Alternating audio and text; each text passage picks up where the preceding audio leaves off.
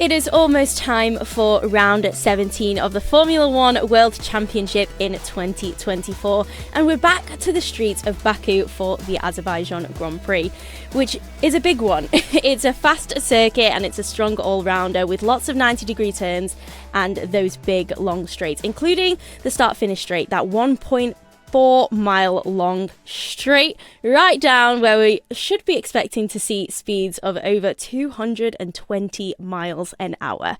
Now, it's been a bit of a slow news week, so there's not much to talk about. I hope you're detecting the sarcasm there. And joining me to talk all things Azerbaijan Grand Prix and all things in the world of F1, we have Stuart Codling and Haydn Cobb. Gentlemen, how's it going for you guys this week?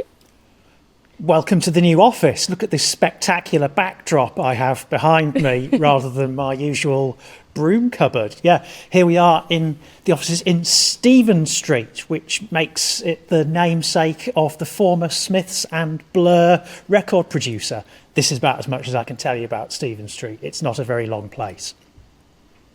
Oh, I look forward to discovering it tomorrow as my first experience. Bring a coat, Haydn, because it's absolutely freezing in here, despite Dre setting the aircon to 24 degrees. As you can see, my fingers have gone numb.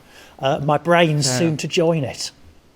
I feel the cold often, so I'm going to get thermals in if that's the case. It's nice and pleasant here, no aircon required. But looking forward to this weekend. I blagged the Italian Grand Prix off, so I've been keeping a close eye on things. But it's back to reality for this weekend.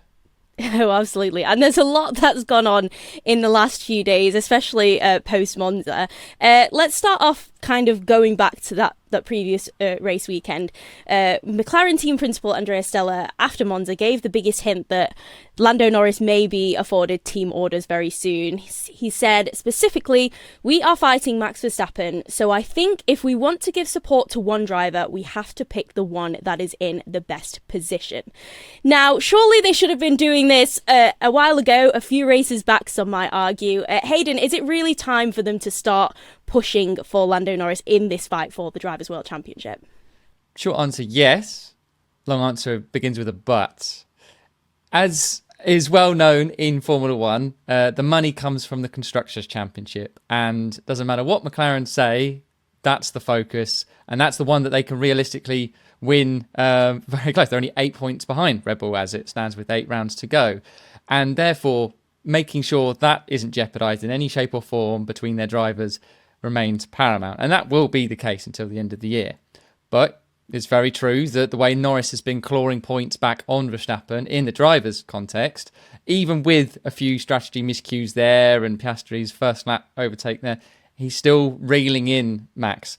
So it's a case of, they need to really nail the strategy, nail the calls if they want to do the title double. Norris is currently 62 points behind Verstappen, 8 rounds to go. Let's just discount the sprints, the 3 sprints included that, just to not overcomplicate it. But that's 7.75 points per round to gain, which is basically a Norris finishing first and a Verstappen finishing third to make it comfortable, or even second, depending on fastest lap here and there. That makes it sound on paper very straightforward, but you've got the complication of the form table and performance swings from race to race going all over the place. Charles Leclerc winning in Monza. He's gone very strong, and very well recently at Baku, and should be one of the challengers. So it's a case of, sure, they can try and control everything that is within their hands, but they've got fights from Ferrari coming up that can take points off them. Potential resurgence from Red Bull can take points off of them. Of course, Mercedes are there or thereabouts. So yes, they can give Norris all the support he needs, but they need to nail everything. And that will be the only way they'll win both titles. Yes, and there are many players, in fact. You mentioned Charles Leclerc, who obviously was not the favourite to win in Monza, but pulled off that spectacular win at the home race. And he has downplayed the chances of him going back-to-back with Monza and Baku. But we know how good he is around this circuit. 3 consecutive poles round here. He does really well on this track, even though he has said McLaren and Red Bull, should I say, are better on the higher downforce tracks. So he's kind of downplaying the ability. Codders, what do you think of the likelihood of his success this weekend and going back to back again? Well, it's a tricky one because Baku is that curious hybrid of you have that massively long straight, but then you have the twisty turny. I was about to say infield. It's not an infield section. It's only infield in the sense that you're kind of going around the houses of the old town. So it's a very odd mix of circuits, always very difficult to predict form. But what you can expect on that long straight is the effect of DRS, and that's how, despite claiming pole position last year, he lost the win because he was a sitting duck on the straight. So whether the DRS effect is as powerful now is open to question, because previously it was known that Red Bull enjoyed a bit of an advantage under DRS because they'd set up their car so that the DRS effect was more powerful when they defeated the main plane of the rear wing. Other teams seem to have caught up with that. And also Ferrari, we know that they shut down their wind tunnel in the summer and installed a new rolling road to try and get to the bottom of some of the correlation problems they've been having. They've rode back on some of their upgrades, and they seem to be approaching an understanding of where they've gone wrong this year. So it could just be that Charles is managing expectations and kind of secretly hoping that this time he'll not only take pole but convert that to an actual race win. And there is absolutely the possibility he will do so. I think we'll get to our podium predictions kind of a little bit later on in the video. But let's talk about some more news that has come out this week. Ferrari has a new capture from Mercedes, Loïc Serra, in their new chassis technical director going forward. Obviously, not the only news of engineer swapping we've had this week. It is a little bit more low-key than the other information we have been given. But what impact do you think he will be able to make with the team? Haydn. You're right. It's certainly gone under the radar, and the first announcement of his joining the team and defecting from Mercedes was a few months ago. But in terms of where he fits into their technical department was dependent on a few other moving pieces, and Newey actually, was one of them when it was clear that he wasn't going to Ferrari. It was going to be that factor. It's. I think, to be honest, it's difficult to tell. Obviously, he's got a very good track record with his time at Mercedes, and they've had great success. But both Mercedes and Ferrari have had their various difficulties in this ground effects era, whether it's getting the concepts nailed and then having to change concepts, or as we've seen lately, the upgrades not quite working and having to sort of readjust with that. So I think time will tell in terms of that. It's clear that Ferrari have needed to reorganise themselves since Cardil also went to Aston Martin. So they have a structure in place, and it'd be a case of integrating those. The key link for Serra is obviously his working relationship with Lewis Hamilton, who obviously comes along for 2025 as well. So that will be a handy benefit to both of them to bring, what I'm sure Ferrari would hope is the best from Mercedes to Ferrari. And coming on to Red Bull, actually, Codders, I want to peck your head a little bit. Red Bull have been very vocal about the balance issues that they've had on the RB20 and the struggles that have kind of come as a result of that. How will those issues affect them here in Baku, which is a very different track in comparison to Monza, which is the last one we were at? Yeah, potentially they could be suffering some of the same issues because traditionally that car has, or their car concept has struggled a little bit over the sort of the short corners. And as we know, as I said earlier, Baku has that massively long kind of kinked straight, but it also has a lot of short radius corners. It's entirely possible that Red Bull will struggle here. And it's difficult to say because when we talk about upgrades not working, it's a little bit more nuanced than that in modern Formula One. And it seems to be that the problem with the floors is that they are actually achieving the higher downforce figures that they're looking for when they're adding performance to the car, but just adding downforce in that area is then having unanticipated consequences elsewhere. So in certain corners, they can be going into the corner and the car's perfectly balanced, and then all of a sudden it shifts towards understeer or oversteer partly through the corner. And we saw in Monza they were starting to put their ballast almost at the front wing to try and dial out some of the balance problems between practice and qualifying. So the fact that they're having to do all this research in the heat of competition suggests that they're still not quite close to learning how to make that car sing. And will they have to go back on a few of the upgrades? Maybe, if they want to rediscover that balance. Haydn, what are your thoughts on this? Because it's so interesting how Red Bull have been so dominant, and now that we're seeing a lot more teams in the mix and their upgrades not quite working, it's having a really nice dynamic on the Constructors' Championship and on the fight at the front of the grid, which we're, as fans, all really enjoying seeing the cars being a lot closer together. Yeah, that's right, and it's the driver dynamic as well is playing into this. Perez has been struggling for pretty much all year, but particularly when these problems come up, he was the first one to feel it. But in recent weeks, with Verstappen also struggling, he says what I've been feeling, what Verstappen is complaining about is what I've been feeling for weeks and weeks, and his results very much tell that story. Baku, you could say, is a very, very important weekend for Perez in terms of the context of his own season, his own future, but also how he needs to help Red Bull in the constructors fight, because Baku has been seen as his track. He won there. That was the venue of his last victory, and has historically over the years gone very strongly at the circuit. So if Red Bull can dial it out and therefore bring both drivers up to the level of what we've seen previously, then it could be a very, very sweet weekend for them as a bit of redemption. And certainly off the back of the Newey news, I think Red Bull would be delighted to sort of end the week with that punctuation. We do face the very real possibility of Sergio Perez being ahead of Max Verstappen on track and being asked to let him pass to facilitate the Drivers' Championship points, which would actually, we shouldn't laugh, but it will be quite funny. Yeah, and I'm sure it will give McLaren maybe the kick up the bum that they need to also incite those team orders, as we kind of mentioned a little bit earlier. But enough talk about those at the front of the grid. Let's go a little bit further back. Let's talk about Alpine. Renault have given this public statement about their F1 future.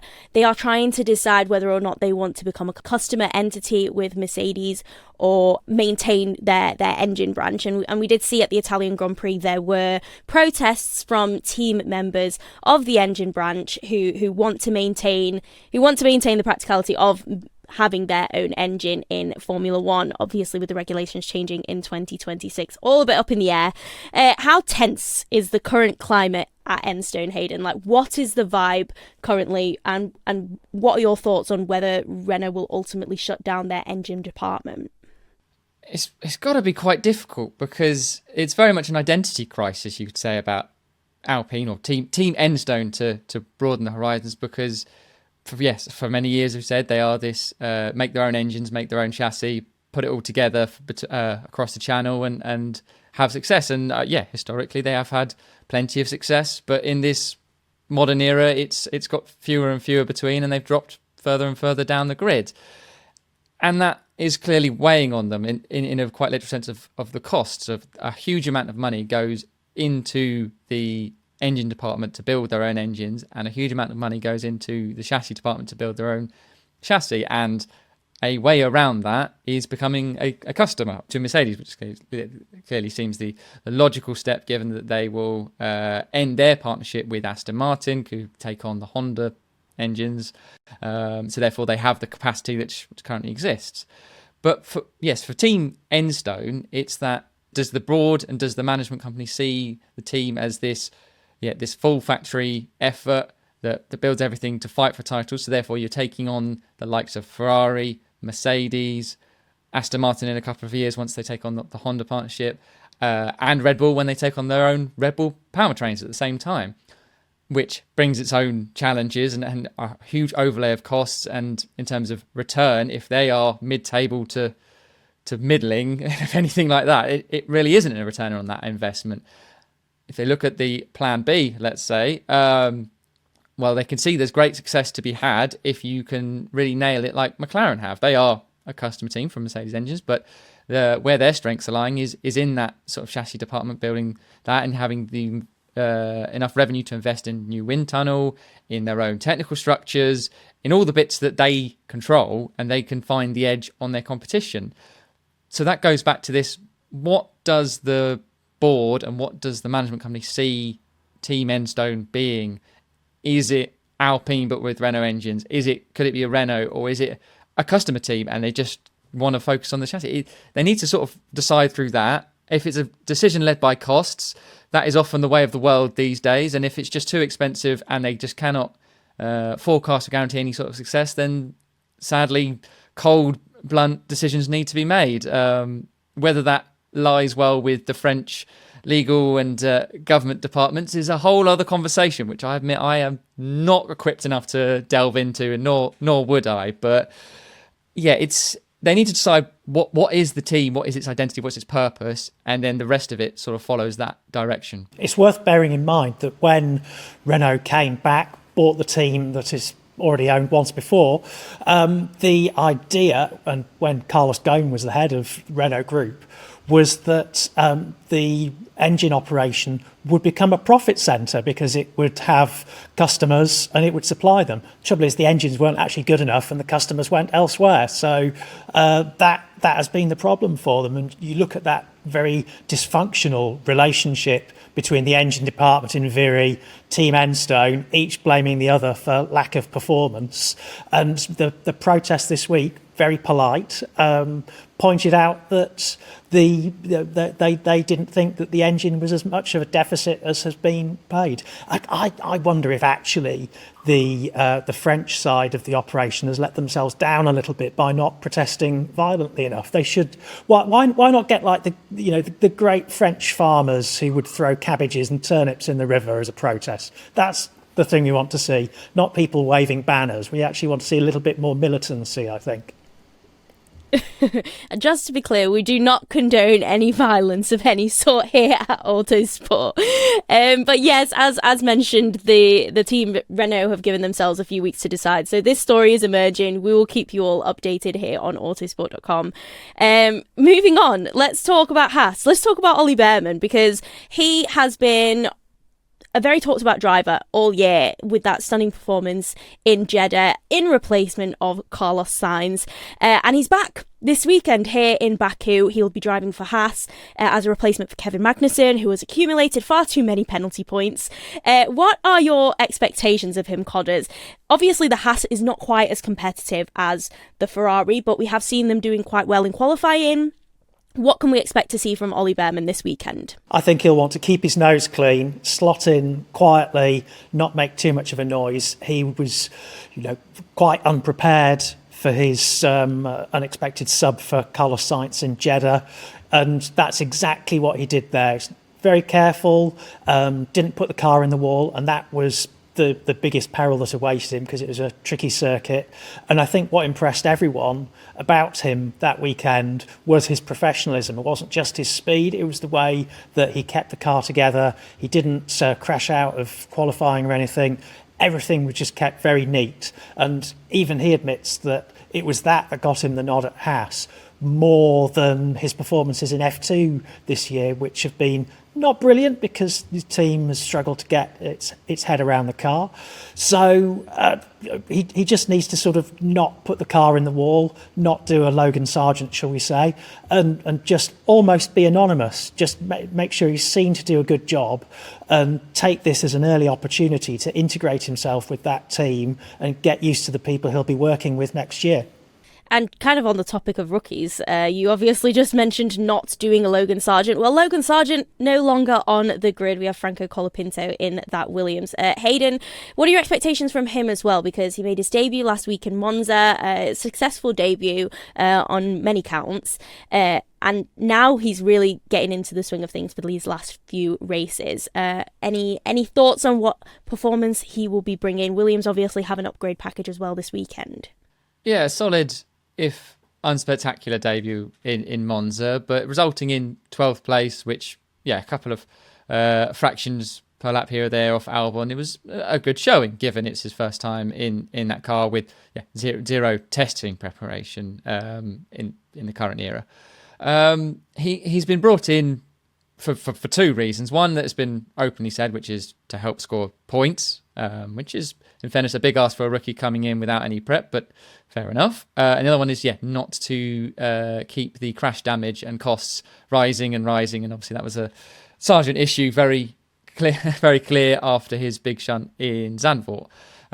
So therefore, I think he, a little bit like Bearman, will be looking for a calm, quiet, clean weekend, improve on the areas where he had a little bit of weakness, going a little bit too off script in qualifying, really nailing that lap when it comes to, for him, particularly Q1, Q2, and just probably trying to shadow Albon, learn from him. And really, granted, obviously he hasn't necessarily got a hope of keeping the drive for 25, given Carlos Sainz's sign, but really put himself in the shop window for whatever future opportunities may come his way. If he can grab a point or two, grab the opportunity, then a big bonus, I'd say. Absolutely, definitely agree. Moving on to, let's talk about Sauber. Our colleague Jonathan Noble has reported on the state of Sauber's 2025 driver options. There is obviously that one seat available. Mattia Binotto has stated that one of his first jobs as COO, he is eager to get this sorted as soon as possible. And so they're looking around at who could possibly fill that seat. There's this classic argument, youth versus experience. Obviously, they have that experience in Nico Hülkenberg, who was announced earlier this year, whether they want to re-sign Valtteri Bottas. There's reserve driver Teo Pourchaire, current F2 contender Gabriel Bortoleto. They're all rumoured to be a possibility for this lineup. What direction should Sauber/Audi start to go in? Codders, should we start with you? Let us know your thoughts. Well, given that Bortoleto says it'll be 7 years before they're in a state where they'll be able to compete for the World Championship, it almost doesn't matter who they put in. It's more interesting for us if someone new comes in rather than someone who, dare we say it, the storylines have played out. So Nico Hülkenberg has been quite a safe choice for them. He's very well known within the lots of F1 teams for being very, very professional, very honest with it when it comes to his own performance, and also great attention to detail in terms of analysing what's going right, what's going wrong, and not trying to hoodwink the team if he makes a mistake or if he does a lap where he leaves a bit on the table somewhere. He'll be the first to admit that he's done that wrong and he'll try and tidy it up. So great person to have as your lead driver. Who then do you put in the second car? Why not put someone like Pourchaire or Bortoleto in? I actually wonder if Pourchaire's been a bit of a wasted opportunity. You know, he's been messing around taking on the odd IndyCar drive. Is it too late for him? Is it going to be the last roll of the dice? I don't think it's really going to impact the team that much if they give someone like him an opportunity. Bortoleto also looking impressive this year in F2. I wouldn't hesitate to give someone like that a drive if I was Mattia Binotto. Also opens you up to the LATAM market, which has been a little bit neglected recently as well, which, sorry to stick a commercial head on briefly, Wurzel Gummidge style, but Formula One has a global audience and it might just energise that market a little bit. We've seen how exciting Colapinto has been in terms of that end of the world. So why not? It's not going to hurt them. Unless next year boils down into a scenario where teams are starting to have to snatch points where they can. At the moment, Sauber's at the back of the grid, so why not take a chance on someone different? Haydn? Yeah, what are your thoughts? It's a very fair assessment, I think, Carlos has given there. And Audi have got a near impossible job of trying to save face, having lost out on Carlos Sainz, who was very clearly their number one target, and they lost to Williams. So, yeah, when you put it down to the who's left, Bottas is probably the safe, the steady, the option, but they arguably have filled that role in Nico Hülkenberg, which is sort of the point. So having two of them is sort of pointless. I don't know, but it doesn't sound. It just wouldn't really bring anything new or what's the point? What's the motive of it? Whereas, going for a Pourchaire, Bortoleto, depending on all the factors that have been very well put just then, gives them the reason of like, right, we want to invest in youth. We're a long-term project. We want to look for the best young drivers we can possibly have. Next year is a bit of a free hit, given the way that the regulations will be changing from 26. Give them a year in a car, which is again sort of the whole point of, if you go for youth, you've got to go for it now. There's no point in really going for an experienced hand for a year or two and then doing it. So yeah, but why not? And therefore for 2025, going for a rookie option, they don't really have a lot to lose in that front, particularly if they're fighting roughly where they are in the pecking order already. So yeah, I'd like to see a new face, somebody exciting, and who knows, it could be the start of a wonderful partnership and relationship between them that will create for a wonderful story, because no one would have seen, if it is a Bortoletto, nobody would have seen that coming even just a few weeks ago. So who knows, it could work out. The start of something new. All we have to say is go for it, and we'll wait and see what happens there with that hotly contested seat. Looking again to very much this weekend and what's happening, Pirelli have brought the same tyre allocation for this year's race, the C3, C4 and C5, the same compounds from 2023. Will it likely be the same as we saw last year? A repeat of a one-stop race, medium to hard compound? Is that the strategy, or can we potentially see any alternates coming up, Haydn? You'd certainly expect it on the face from this far out. It should be a slightly warmer ambient and track conditions, because last year they were there April and still in the mid-September sunshine in Baku. Should pose a bit of a challenge. So therefore, what they've learned in terms of tyre management and performance compared to that April race could be countered against the hotter climbs. But indeed, if the weather then changes and it ends up not being as warm as sort of what would be the normal temperature this time of year, then it's anybody's guess. But yeah, I don't feel that tyres have ever been, except for the blowout year, but that was slightly different, have ever been a major worry for the teams in terms of strategy when it comes to Baku. So it's it's a good thing is the fighting can be done on track rather than in the pit lane. And that's exactly what we want to see. Okay, in terms of fighting on track, I want to round this off by getting your podium predictions. Obviously, we've mentioned a few strong runners that go around Baku. You've got Sergio Perez, Charles Leclerc, who are both very strong around this circuit. Who are you predicting is going to stand on the top step on Sunday? For me, I'm going to go Lando Norris, just because that's the safe and boring thing. My podium would be Norris, Piastri, Leclerc. It might be that, but in a different order. But that's how I'd do the 1, 2, 3. Yeah, and I would say those three are pretty much my strong favourites. Not to be there. I do fancy Leclerc for this weekend. Just gone his track record at Baku is very strong, even when the car hasn't been there.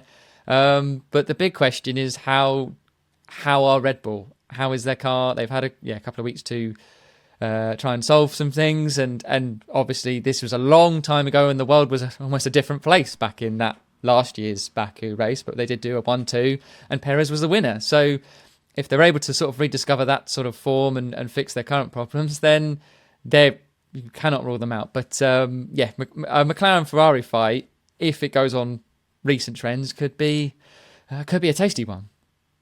Hopefully, something to stick our teeth into. Well, you've heard it from our journos. Let us know who you think is going to be on the podium down in the comments. But that will about do it for our Azerbaijan Grand Prix preview. If you enjoyed this video, make sure to give it a like and subscribe to our channel so you don't miss any news updates or content from us surrounding the 2024 Formula 1 season. Thank you so much for watching, and we'll see you in the next one.